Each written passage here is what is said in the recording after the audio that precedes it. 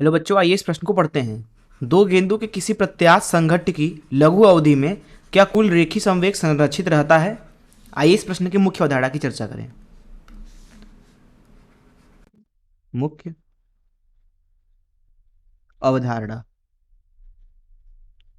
हम यहाँ पे बात करते हैं संघट्ट की। मान लीजिए हमारे पास में दो गेंदे हैं कुछ इस तरीके से। ये वाला u1 गति से मान लीजिए चल रहा है और ये u2 गति से चल रहा है, और मान लीजिए कि u1 ज्यादा है u2 से। इस अवस्था में क्या होगा कि ये दोनों आपस में टकरा जाएंगे। तो मान लीजिए कि टकराने की जो मध्य अवस्था है वो कुछ इस तरीके से है। टकराने के बाद क्या होगा, ये कुछ अनियमित आकृति में बदल जाएंगे कुछ इस तरीके से मान लीजिए। और ये मान लीजिए प्रथम गेंद था, ये दूसरा गेंद है, और यहाँ पे ये वाला प्रथम गेंद है और ये दूसरा गेंद है। अब होगा ये कि ये टकराने के बाद मान लीजिए अलग अलग गति से चलने लगते हैं। ये वाला पहला गेंद है, मान लीजिए ये वाला दूसरा गेंद है, और ये मान लीजिए कि v1 गति से चल रहा है, ये v2 गति से चल रहा है। तो यहाँ पे आप देख सकते हैं कि यहाँ पे कोई भी बाहरी बल नहीं है। अगर हम बल के सूत्र लिखना चाहें यहाँ पे, तो बल का सूत्र दिया जाता है F सदिश बराबर dp सदिश भागे dt, अर्थात जो संवेग के परिवर्तन की दर है वही बल होती है। अब क्योंकि यहाँ पे कोई भी बाहरी बल नहीं है पूरे तंत्र पे, अर्थात ext अर्थात बाहरी बल, ये तो यहाँ पे शून्य है, जिसका मतलब ये है कि यहाँ पे dp सदिश भागे dt ये भी शून्य होना चाहिए, जिसका मतलब है कि यहाँ पे जो p सदिश होगा अर्थात संवेग वो क्या होना चाहिए, नियत होना चाहिए।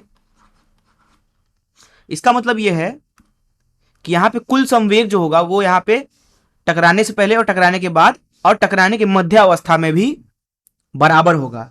मान लीजिए कि टकराने के पहले जो संवेग है वो p1 सदिश है। जब ये दोनों आपस में टकरा रहे होंगे तो जो मध्य अवस्था है वहां पे मान लीजिए कि जो रेखीय संवेग है वो p2 है, और टकराने के बाद मान लीजिए कि जो संवेग है वो p3 सदिश है। तो यहाँ पे क्योंकि कोई भी बाहरी बल नहीं है तो यहाँ पे कुल जो संवेग होगा वो दरअसल नियत होना चाहिए, जिसका मतलब है कि यहाँ पे जो p1 सदिश होगा वो बराबर होगा p2 सदिश के, और ये बराबर होगा p3 सदिश के। p सदिश के नियत होने का मतलब ये है कि यहाँ पे टकराव के पूरे समय जो संवेग होगा वो संरक्षित होगा और वो आपस में बराबर होगा। ये जो आपको संघट्ट दिया गया है गतिज ऊर्जा के आधार पर, इसको दरअसल तीन प्रकार में बांटा गया है संघट्ट। पहला प्रकार है प्रत्यास्थ टक्कर, प्रत्यास्थ संघट्ट।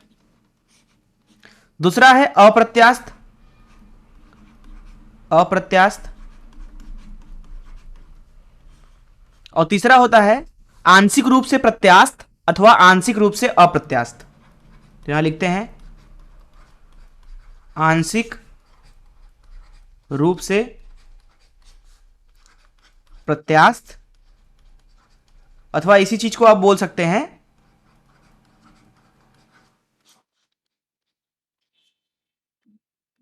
आंशिक रूप से अप्रत्यास्थ। यहां लिखते हैं आंशिक रूप से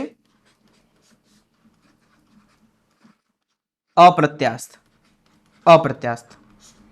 तो ये तीन प्रकार के आपके पास में संघट्ट होते हैं। प्रकार चाहे कोई भी हो, हम वहां पे F सदिश बराबर dp सदिश भागे dt तो लगा ही सकते हैं। अब क्योंकि तंत्र के ऊपर कोई बाहरी बल नहीं लग रहा होता है, इसकी वजह से जो उसका रेखीय संवेग होता है वो नियत होता है।